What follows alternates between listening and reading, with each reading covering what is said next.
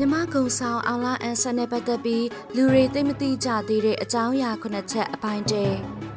ပရိသတ်များရှင်ကျိုးဝိုင်းထဲမှာဘသူကမှဘူးမထားတဲ့ရဲရဲနဲ့လူသားမြန်မာကုံဆောင်အောင်လာအန်ဆန်ဆိုရင်ကလေးကအစမသိရသူရှိလောက်မဲမထင်ပါဘူးမြန်မာတွေနဲ့မရင်းနှီးတဲ့အားကစားတစ်ခုကိုမြန်မာနိုင်ငံကိုတည်ဆောင်လာပြီးကလေးလူငယ်လူကြီးမျိုးအောင်လာဆိုရင်မချစ်တဲ့သူမရှိရလောက်အောင်ကိုလူတွေရဲ့အသေးနှလုံးကိုဂိုင်းလှုံနိုင်ခဲ့တဲ့သူပါ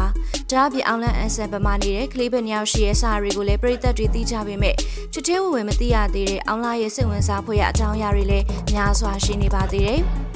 အဲ့ဒီကမှပရိသတ်တွေစိတ်ဝင်စားတည်ရှိလို့မယ်လို့ယူဆရတဲ့အကြောင်းအရာတချို့ကိုကောက်နှုတ်တင်ဆက်ပေးလိုက်ပါရရှင်။နံပါတ်1ငယ်ဘွားတရေကောင်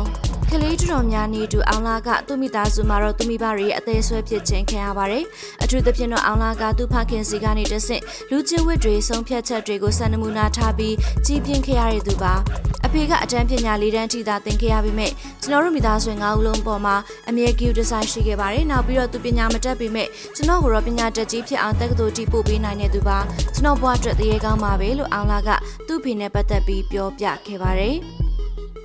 နံပါတ်2ကိုခံပညာကငယ်စဉ်ကလေးကလွှမ်းမိုးခဲ့အောင်လာက